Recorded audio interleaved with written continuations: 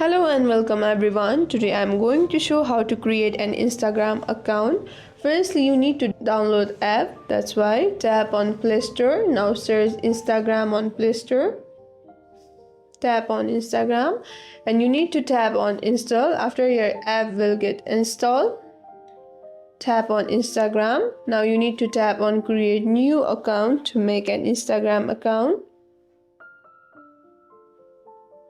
After this, you need to enter your mobile number. Now tap next. You need to wait for a few seconds. Tap on create new account. Now you need to enter a secure password. After this, you need to set your birth date. Now tap on set. Now tap next. Now you need to enter your full name. After you enter your full name, tap on next. Tap on next. After this, you need to tap on I agree. After you tap on I agree, you need to wait for a second.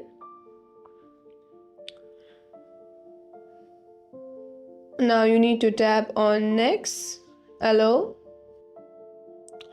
Now if you want to add picture, you can add picture or you can skip. Like this you can create an Instagram account. If you still have any questions, comment down below.